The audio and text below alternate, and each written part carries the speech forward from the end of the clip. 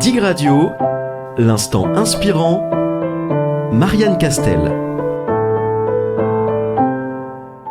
Bonjour chers auditeurs et bienvenue dans ce deuxième épisode de l'Instant Inspirant. Comme vous le savez, il s'agit d'une émission au cours de laquelle nous aimons parler créativité, liberté d'être, imagination, inspiration, création, à travers des échanges qui se veulent simples, informels et naturels. Et en même temps, j'aime le rappeler, riches de cette richesse qu'offrent les langues déliées lorsqu'elles parlent avec le cœur de sujets qui les fait vibrer. Bref, du beau, du libre. Et pour m'accompagner dans cette nouvelle conversation, j'ai le plaisir de recevoir aujourd'hui Guy Bugeaud. Bonjour Guy. Bonjour Marianne. Guy, bienvenue dans cette parenthèse. Es-tu bien installé ? Parfaitement, c'est un bonheur. Avec une perspective que je ne peux pas décrire, mais qui me convient merveilleusement. C'est vrai que les auditeurs ne peuvent pas deviner ce que nous avons sous les yeux, mais nous avons un très beau paysage par ce premier jour de printemps, si je ne m'abuse. Alors, Guy, j'ai eu la chance de te rencontrer grâce à une amie que nous avons en commun, Alexandra Crémois, et qui m'a proposé de l'accompagner alors qu'elle allait à ta rencontre dans ton atelier. Et lorsque nous sommes arrivés, tu es à Saint-Hilaire-de-Loulay. Exact. Tu es sorti pour nous accueillir, et puis tu as ouvert la porte, et là, tout a basculé. Car en ouvrant la porte, tu as laissé apparaître quelques toiles qui étaient posées juste là. Et je me souviens de cette impression de lumière qui sortait de tes toiles, qui m'a tout de suite saisie comme attirée par une histoire. Et puis, face à la porte, m'hypnotisant, il y avait cette toile, la bien nommée La Source. S'en est suivi des échanges riches et authentiques qui auraient pu durer des heures, selon mon impression. Et cette évidence, partageons cette conversation, si tu le veux bien, ici, dans la bulle qu'est l'Instant Inspirant. Donc un grand merci, c'est avec un grand plaisir que je te retrouve, et merci pour ta confiance et ce temps que tu nous accordes. Eh bien, écoute, je te remercie pour cette sublime introduction, toute nuancée, délicate. Infiniment merci. Et je suis un peu curieuse et surtout soucieuse de savoir mes invités à l'aise. Aussi, veux-tu me dire, Guy, comment c'est pour toi d'être là maintenant ? Comment c'est pour moi ? Eh bien, je crois que le terme c'est. Je suis dans une ouverture qui est peut-être celle de cet instant justement fragile entre hiver et printemps. Je guettais ce matin en venant la survenue de la première hirondelle et je me disais je m'en vais vers des gens que je ne connais pas et c'est pour moi à chaque fois un bonheur. Je voyage peu physiquement parce que j'ai décidé désormais de voyager peu, en tout cas par les moyens qui sont peut-être nocifs pour notre planète. Par contre, je voyage à travers les rencontres et chaque nouveau visage, c'est pour moi un voyage, chaque rencontre est un voyage. Donc voilà, je suis en route ce matin. C'est une belle image pour ce début de semaine, ce début de journée. Je te propose de commencer par le commencement avant d'aller plus loin et de te présenter. Je te sais évidemment peintre, mais je sais que pas que. Alors Guy, qui es-tu ? Oh mon Dieu. Pas que, non, je me plais moi-même d'ailleurs à dire les choses, bon je voudrais que ce soit modeste, mais je ne suis pas que peintre parce que ce serait s'enfermer, je crois aucun d'entre nous ne peut correspondre à une étiquette sociale qui lui est apposée par son métier ou par ses relations, par son entourage. Je suis peintre entre autres, j'essaie, je crois, de me définir actuellement du moins, comme quelqu'un qui peint un petit peu comme l'oiseau chante sur sa branche. Moi, mon chant, c'est en ce moment la peinture. Et je crois que je n'en dirai pas davantage. Je suis un touche-à-tout un peu maladif. Je suis Gémeaux, déjà au niveau de mon signe, qui se tasse un peu avec l'âge parce que mon ascendance Capricorne me rattrape, heureusement. Mais je suis passé par beaucoup de choses, le dessin, la poésie, la photographie beaucoup, l'écriture. J'ai mes tiroirs pleins d'écrits 20 pour l'instant. J'ai fait de la critique littéraire, j'ai travaillé pour Fleurus en particulier à une époque, critique artistique, etc. Je fais du jardin, beaucoup de choses. Non, ma forme en creux, je dirais, mon manque le plus profond, mais que je rejoins indirectement par la peinture, c'est certainement la musique. La musique. J'ai une pratique vraiment amateur de la musique, mais vraiment ma vénération va vers la musique et la danse. La sensibilité à la vibration, ouais. On va en parler un petit peu tout à l'heure si tu veux bien. Je voudrais juste pour mettre un petit peu, donner le ton, partager, si tu veux bien, une anecdote que tu m'as racontée alors que je te demandais, on a parlé un petit peu en arrivant ici à la rencontre de Sylvain, au sujet de ton nom, où je te demandais justement si c'était Bugeaud ou Bugeaud, influence de mes origines espagnoles. Et donc effectivement, tu veux bien rappeler cette anecdote par rapport aussi à une espèce de petit jeu de mots, Guy Bugeaud, Guy Bujo. Ah oui, mais moi qui ne pratique pas la langue espagnole, par contre, depuis longtemps, depuis l'enfance d'ailleurs, quand j'achetais une pochette Canson très connue, en tant que gamin ou plus tard adolescent, je voyais toujours ce terme dibujo, je le prononçais comme ça, qui en réalité signifie simplement dibujo, le dessin en espagnol. Et ça m'amusait déjà très jeune de voir ce nom qui phonétiquement, à la française, ressemblait beaucoup à la prononciation de mon propre nom et de mon prénom. Guy Bugeaud, dibujo, je trouvais ça amusant. Voilà, c'est un petit clin d'œil qui est resté et qui s'est réveillé quand vraiment je me suis mis à la pratique graphique et voilà, c'est un clin d'œil, tout simplement. Une petite étincelle du chemin à venir. Voilà. Qui peut-être m'a aidé à signer à la façon dont je signe actuellement, avec ce B-U-J-O et non pas B-U-G-E-A-U qui correspond à mon patronyme. J'ai retrouvé ce petit morceau de ce terme qui m'avait fait rêver dans l'enfance. Voilà. Finalement, un clin d'œil à l'enfant intérieur, presque. Ah, complètement, on touche l'essentiel déjà. Merci. Alors, pour faire un pas de plus et poser le décor, j'ai pensé que partager ici le texte qui suit nous mettrait tout de suite dans le bain. Il s'agit du texte que j'ai écrit pour Alexandra, dont je parlais tout à l'heure, qui m'en avait demandé un pour le joindre en légende de sa vidéo qui t'était dédiée et qu'elle a posté sur les réseaux sociaux, Alexandra Crémois de Tipeee Architecte, et le voici. Aller vers Guy Bugeaud, c'est aller à la rencontre d'un monde où les ressentis et le subtil sont couleurs. C'est ouvrir une porte vers l'ici et l'ailleurs, où chacun vit son voyage en entrant dans sa toile.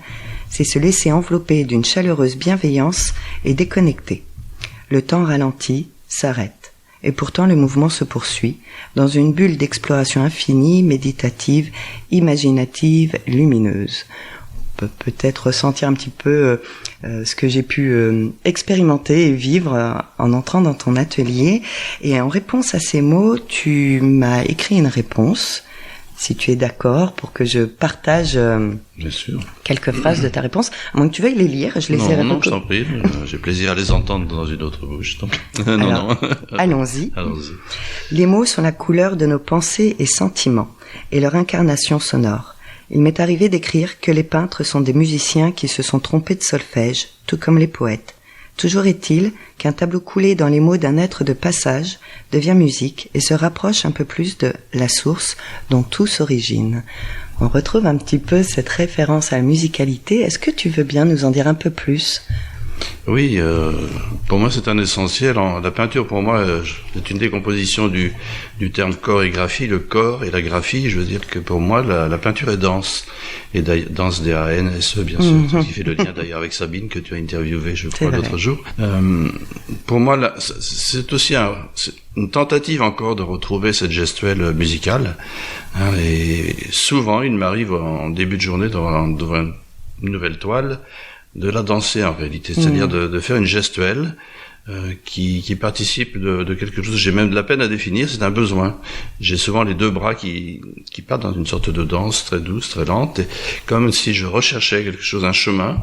Et pour moi donc déjà avant même d'éclore, la peinture, elle est dense, elle est gestuelle, et on oublie trop parce qu'on regarde un résultat qui est une œuvre, une toile, et on oublie toute la pratique gestuelle de l'artiste, évidemment, puisque ça se fait au secret de l'atelier. Et moi, j'insiste et je tiens beaucoup à cette présence physique, qui en fait n'est qu'un canal d'une inspiration qui nous échappe à nous-mêmes les peintres, je crois. Mais merci d'oser aller jusque-là dans l'expression de ton ressenti, qui fait complètement écho aussi à ce qui peut me toucher et qui fait aussi l'essence de ce moment partagé ici aujourd'hui. Effectivement, lors de la première émission, du premier épisode, Sabine parlait d'un appel quand on parlait un petit peu de ce processus de création. Et en m'observant moi-même, depuis, j'ai constaté effectivement qu'il y avait en effet de cela un appel qui nous donne envie d'aller vers, mais pas que. Alors déjà prendre conscience de ce ressenti intérieur, mais parfois je me mets devant ma feuille pour écrire, mon espace pour danser, une toile pour dessiner ou des instruments, et je commence parfois aussi sans rien de particulier, et c'est en faisant que finalement je me sens rentrer dans une sorte de méditation, comme une méditation en mouvement, et qui me met dans un état différent, en étant là, mais sans être là, ou dans quelque chose de plus subtil. Je sais pas si c'est clair et comment c'est pour toi vis-à-vis de ça. Totalement. Je reçois complètement ce message, cet état de disponibilité, en fait. Oui. Et le terme d'appel, personnellement, je ne le ressens pas forcément parce que j'ai comme l'impression que ce qui vient, je ne dirais pas m'être imposé, mais vient effectivement d'un ailleurs. Je ne le commande pas, je suis exactement dans la même disposition que ce que je viens d'entendre, à savoir que rien n'est prévu, rien n'est programmé, pas la moindre esquisse, pas la moindre intention, même chromatique. Et effectivement, c'est cet état de disponibilité totale qui fait que moi j'appelle ça la survenue de l'ange au sens non religieux officiellement en tout cas du terme. Il va se produire quelque chose, je vais pouvoir éventuellement offrir ma pratique qui va servir de passerelle pour recueillir quelque chose, un message, mais il n'y a pas de programmation. C'est une certitude. Je suis vraiment tout à fait en accord avec ce que tu viens d'exprimer là. Une improvisation. Laisser de la place pour l'improvisation et accueillir ce qui vient. Oui, et ça impose une attitude, je dirais, modeste. On retrouve l'oiseau, en fait. Ouais. Disons que le chant va se produire, mais il y a rien je dirais presque, il y a rien d'admirable en ce sens-là. C'est simplement, quelque chose va éclore, et la force, je dirais, de cette petite aventure, c'est précisément son côté mystérieux. Oui, indéfinissable. Complètement. Je le disais tout à l'heure, l'essence de cette émission, donc, c'est de nous reconnecter un instant à cette capacité d'accueillir qui va provoquer une création quelque part, hein, en tout cas d'où il va découler une création. Il s'agit aussi donc d'en avoir conscience, de le ressentir, de s'autoriser par un autre biais à rêver, imaginer, à être ouvert à cet état d'esprit et s'autoriser à cette expression. Et j'ai envie de dire aussi et surtout. Et comment c'est ça pour toi et d'où te vient finalement cette liberté de t'autoriser à accueillir ça? Je dirais que c'est un résidu d'enfance, c'est un état moi je suis un grand désobéissant depuis toujours, hein, donc même si je ne crée pas le scandale systématiquement et que je ne le recherche jamais, je crois que vraiment tout a priori est possible. La seule limite qu'il y ait, pour moi ça rejoint ma morale de vie, je veux dire la seule limite qu'il y ait, c'est ne pas nuire à qui que ce soit. À partir du moment où j'ai mis au départ cet axe-là, tout est possible. Tout est possible dans l'apparition d'une œuvre, tout est possible dans l'expression, même en ce moment, de ma parole. À partir du moment où je suis dans une vérité, je ne cherche pas à nuire, eh bien, étant ouvert, comme je l'ai dit tout à l'heure, tout est possible. Il n'y a pas de limite. Mais je crois vraiment que c'est un état d'enfance. C'est une fidélité à un état qui était le nôtre au départ, et tant mieux si un certain nombre d'entre nous parviennent à le conserver jusqu'à la fin. C'est par abandon de cette faculté de rester enfant quelque part que la plupart des gens ne se sentent pas créatifs, alors que nous sommes tous en capacité de créer, d'offrir, d'accueillir, d'offrir une gratitude au monde, et restons simplement ouverts. Cet esprit d'enfance fait que tout est possible, tout.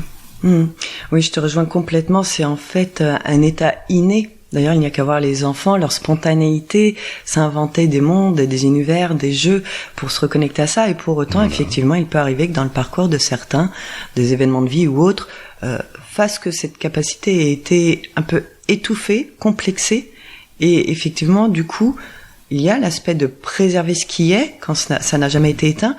Et pour les personnes qui ont été totalement déconnectées, on entend des personnes parfois dire oh là là, moi je suis pas du tout imaginatif, je sais pas du tout créer, je suis pas artiste, hein. Donc on entend des mots comme ça, et là il s'agit plutôt de s'autoriser à se reconnecter et déjà reprendre conscience que c'est possible en chacun. Complètement. Et trouver le chemin pour se reconnecter à ça. Oui, je crois qu'effectivement, on a été déconstruit par l'éducation. Je pense qu'il y a un dégât considérable qui est opéré quelquefois de manière très sincère par tous les enseignants qui sont pas ceux seulement de l'école, mais tous les enseignants du monde, hein, que ce soit tous les gens qu'on approche, nos parents, les gens de la publicité, enfin tout le monde, les médias. Il y a une déconstruction qui fait que l'individu est face à une nécessité de compétition, de performance, et qu'il s'amenuise au fur et à mesure que ce travail est fait de l'extérieur sur lui, pour son soi-disant bien, eh bien il se déconstruit, il accumule des peurs, et il perd ce noyau dur, ce cristal qui est le sien en point de départ. Donc, je parlais tout à l'heure de désobéissance, voilà, c'est pas dans un sens provocateur, c'est en ce sens que je dis, non, il n'est pas question que ce travail de sape s'installe chez moi. Et je pense ça, avoir eu la chance de le mettre très tôt en place, je sais pas pourquoi, c'est peut-être intuitif, mais voilà, c'est simplement ça. C'est être dans le respect de soi, le respect de la vie, se dire non, ça ne passera pas par moi, je suis un être libre. Et pour ça, faut-il encore avoir un pas de côté pour observer ce qui se joue, entre guillemets, et en avoir conscience, parce que parfois, si on est totalement dedans, on n'a même pas conscience en fait de ce qui se joue et de cette prise de recul qui permet de dire ça peut aussi être différent. Oui, dans son livre Dans les forêts de Sibérie, Sylvain Tesson dit à un moment donné, dans la solitude on entend le silence. Dans la solitude on entend le silence. 1, la solitude fait peur à beaucoup d'entre nous. 2, le silence fait terriblement peur à beaucoup d'entre nous. Or, la réponse véritable, tout est dit dans cette petite phrase, tout est dit. Oui. C'est en fait parce que lorsqu'on plonge la plupart des gens dans le silence, ils se sentent mal. Pourquoi se sentent-ils mal ? En fait, parce qu'ils font un bruit, un véritable vacarme dans leur mental. Ils sont tellement encombrés par tout ce qu'on y a mis de l'extérieur, que j'évoquais tout à l'heure, qu'il n'y a plus de silence pour eux. Le silence physique leur est insupportable parce qu'il est immédiatement empli, remplacé par le silence mental. Et donc ces gens ne connaissent plus le silence. Ils en ont donc peur a priori. Alors que c'est là que se trouve la réponse. C'est dans la solitude, on en a tous besoin, qu'on entend le silence. Et en entendant le silence, la créativité revient immédiatement. Oui. C'est tout.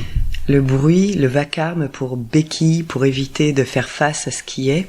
Voilà. Et le silence permet aussi, ça peut être peut-être un des symptômes d'alerte quand on est trop dedans pour se rendre compte, c'est, je veux dire, on a ce corps qui est aussi un merveilleux témoin de ce qui est, et on peut entendre que parfois un mal-être même physique, quand on est dans le calme et qu'on va être posé dans ce silence, on va pouvoir entendre, non pas des mots, mais le ressenti corporel. Et si on y prête attention aussi, avoir la curiosité de suivre ce chemin, et quelque chose peut venir de là. Je sais pas si c'est un peu trop abstrait ce que je te dis là, ou si tu me suis dans cette idée. Non, c'est raccordé, je pense, d'abord à ton expérience personnelle, et puis ça rejoint tout à fait, c'est la même chose. Enfin, en tout cas, là, on tourne autour de la notion de disponibilité, de silence intérieur, et peut-être, là, si on veut rejoindre l'atelier, effectivement, cette dimension qui n'apparaît pas dans la pratique artistique en général, de tout le travail en amont qui est solitaire, avant l'offrande de l'œuvre à un public. Voilà, c'est en ce sens-là qu'il y a une jonction qui se fait entre tout ce que tu viens d'évoquer et la réalité quotidienne du pianiste, du sculpteur, du peintre, de la danseuse, du danseur, etc. Il y a un lien direct, je pense. On ne s'éloigne pas, non. Et il y a la rencontre entre l'œuvre et le public, entre guillemets. Tu nous partageais une autre anecdote d'une femme qui, en voyant une de tes toiles, reconnaissait le lieu. Est-ce que tu te souviens de quoi je veux parler ? Oui, je trouve ça vraiment très joli. Et oui, voilà, c'est joli. C'est une histoire toute simple au cours d'une expo où une personne s'est immiscée d'ailleurs de manière un peu brutale, mais je crois là pour le coup elle est arrivée comme une enfant, et pourtant c'était une dame âgée, elle a cassé carrément la discussion dans laquelle on était à 4 ou 5, et elle a eu cette expression très spontanée, mais je connais ce lieu, en regardant un tableau devant lequel on se trouvait, mais je connais très bien ce lieu. Et j'ai dit, écoutez, madame, c'est amusant ce que vous dites, parce que moi je ne le connais pas, je ne sais pas, il est venu de manière mystérieuse, mais allez-y, je vous en prie. Et elle se met à nous faire tout un descriptif du lieu en question, qu'elle connaissait très bien en Bretagne. Elle dit d'ailleurs, à un moment donné, et d'ailleurs, moi, écoutez, je vais vous montrer, là j'arrive ici, j'arrive par la droite, avec mon cheval. Et voilà, et elle nous raconte l'œuvre, le tableau, tel qu'elle le percevait, elle. Et là, ça rejoint ce que tu as dit en amorce, je crois, de notre échange tout à l'heure, la vision que chacun va avoir d'une œuvre. L'œuvre telle qu'elle est, c'est une proposition, et chacun rentre dans son histoire. Et cette dame, elle a fait une traversée à cheval, jusqu'à nous dire à un moment donné, et là, je vais vous dire ce qu'il y a derrière la forêt. Et elle a continué son récit en nous racontant, ce que moi je ne voyais évidemment pas, puisque je ne l'avais pas peint, elle a continué son rêve jusqu'à nous décrire le tableau derrière le tableau. Tout est résumé, je trouve ça magique. Oui, c'est vraiment le mot magique. Et d'ailleurs, dans le texte que je citais tout à l'heure, il y a une phrase qui est de toi. Hein. Je n'ai rien inventé. C'est un entre guillemets, je te rends ce qui est. Tu as dit voyager dans la toile. Tu avais évoqué cette notion que j'aimais beaucoup et j'ai plongé dedans. Et donc, cette phrase qui était dans le texte que j'ai lu tout à l'heure vient de toi, Guy Bugeaud. Donc, et aussi une autre chose que j'ai beaucoup aimé dans ton univers, c'est quand tu nous disais que parfois, lorsqu'une toile était achevée, tu l'observais à la loupe, entre guillemets, et encore une fois pour voyager dedans, mais dans les détails, c'est-à-dire avec une paire de jumelles en zoom pour vraiment avoir une autre dimension de ta toile. Oui, c'est-à-dire que c'est en fin de journée souvent lorsque j'ai quitté l'atelier, j'y reviens le soir, je repasse toujours par l'atelier, c'est un rituel. Et effectivement, dans mon fauteuil, il m'arrive de me faire le plaisir, avec des petites jumelles, de regarder l'œuvre, les grands formats, et de rentrer dedans en étranger complet. C'est-à-dire que là, je ne suis plus du tout celui qui a travaillé sur elle pendant une journée ou deux. Je suis vraiment quelqu'un qui découvre. Et le fait de pouvoir cibler et grossir les détails d'une œuvre, ça m'autorise un voyage qui est totalement surprenant. Je découvre l'œuvre telle que je ne l'ai pas vue moi-même, et chaque petit micro-cadrage, c'est une œuvre à part entière, et je trouve ça extraordinaire. Ça donne tellement envie de l'expérimenter. À la prochaine expo, on demandera à ce que des jumelles soient mises à disposition pour avoir la chance de le vivre aussi. Je pense que ça changerait, ça bouleverserait le regard des gens, effectivement. Et ça impose, surtout ça leur imposera de prendre le temps, on y revient, de ralentir le rythme. Parce que c'est comme les photos de voyage. C'était quelque chose de dramatique de voir les gens offrir leurs photos de voyage et les gens ne les regardent pas, ils ne voient strictement rien. En une demi-seconde, ils en ont déjà vu 3. Donc, pour les œuvres d'art, dans les expos, c'est la même chose. Regardez les gens, on voit très bien les quelques rares personnes qui savent s'arrêter, qui sont happés par l'œuvre, et l'immense majorité qui court devant en faisant un selfie ou des commentaires. C'est-à-dire que c'est presque une insulte adressée à l'œuvre, mais non, parce qu'ils n'ont pas cette intention, mais ça traduit la tristesse de notre époque aussi. De savoir s'arrêter. Ne pas savoir s'arrêter, c'est un drame, et savoir s'arrêter, c'est un privilège. Oui. Et qu'est-ce qui t'inspire, qu'est-ce qui te nourrit ? La splendeur du monde, c'est tout. C'est oui, non, pour moi la gestuelle que je pratique, c'est une forme de gratitude. Bon, je ne suis pas tout jeune, donc je suis à un âge où j'ai vraiment envie de cet essentiel. C'est-à-dire, ne passons pas notre temps à nous critiquer les uns les autres, ou à critiquer les systèmes, enclenchons quelque chose pour qu'ils changent, mais restons plutôt dans la gratitude du vivant, la splendeur offerte. Ça n'arrête pas. Je veux dire que c'est constant. Moi, ce matin, je sors de la maison, j'ai 3 petits chats qui me guident déjà vers l'atelier. Après, j'arrive, c'est un envol de mes anges. La gratitude, c'était la lumière sur les prairies ce matin. Voilà, c'est tout. C'est rien d'autre ne me happe que cette splendeur imposée par le monde. Alors certains diront, mais l'horreur est à proportion. Bon, là on retrouve le mystère. Il y a l'horreur que l'homme fabrique, là c'est pas mystérieux du tout, on sait d'où elle vient. Il y a aussi la destruction physique, les tremblements de terre, les catastrophes, plus ou moins naturelles. L'horreur existe, mais moi je mets ça du côté du mystère. Je n'ai plus la prétention de vouloir expliquer ou imposer tout de suite l'horreur pour casser la capacité ou le devoir de témoignage. Non, je préfère choisir le camp de la lumière et de la gratitude, voilà, de l'hommage. Et puis tout n'est pas noir ou blanc. Absolument. C'est comme cette herbe qui pousse à travers le béton, finalement, de réussir à le voir au milieu du tout, quoi. Là où on porte l'attention, peut-être. Toujours l'enfance. Avoir cette liberté de pouvoir regarder. Moi, je regarde toujours un petit coup d'œil aux étoiles avant d'aller me coucher le soir. Bien sûr, voilà. Voilà. Une autre dimension. Une autre dimension. Que sommes-nous? Ça nous ramène à beaucoup d'humilité, en tout cas. Oui, on est si petit au milieu de ce grand tout. J'entendais Hubert Reeves dire l'autre jour, il parlait d'une galaxie, il disait qu'il faudrait 300 000 ans à la vitesse de la lumière, 300 000 km/s, 300 000 ans à la vitesse de la lumière pour traverser cette galaxie. Il y a des milliards de galaxies qui contiennent des milliards d'étoiles. Donc que sommes-nous, mon Dieu, que sommes-nous? Exactement. Donc c'est vraiment une vision, un univers de la générosité, de l'humilité, de la sensibilité aussi, et bien sûr un vrai talent qui se dégage de tes peintures et qui apporte tant aux pièces qui ont la chance de les recevoir. Heureux ceux qui pourront avoir une peinture de Guy Bugeaud. Le temps est passé bien vite, l'émission touche déjà à sa fin. Et si nous voulons te retrouver, Guy, toi et tes jolies toiles aux 1000 histoires, comment peut-on te retrouver? En venant chez moi. Tu veux en dire plus pour ceux qui pourront entendre cette émission? Moi, je me situe dans un fond de campagne à Saint-Hilaire-de-Loulette, entre Remouillé et Montaigu, le nord extrême de la Vendée. Voilà, l'atelier est ouvert à qui veut bien venir. Je suis présent aussi sur les réseaux sociaux via Instagram et Facebook. Et voilà, donc on prenne contact si on le veut. Mes coordonnées ne sont pas cachées, sont présentes sur les sites. Et c'est avec plaisir, comme je l'ai dit, la rencontre est un voyage. C'est pas une question de savoir si il y a achat ou pas d'une œuvre. Là, on est dans un deuxième temps.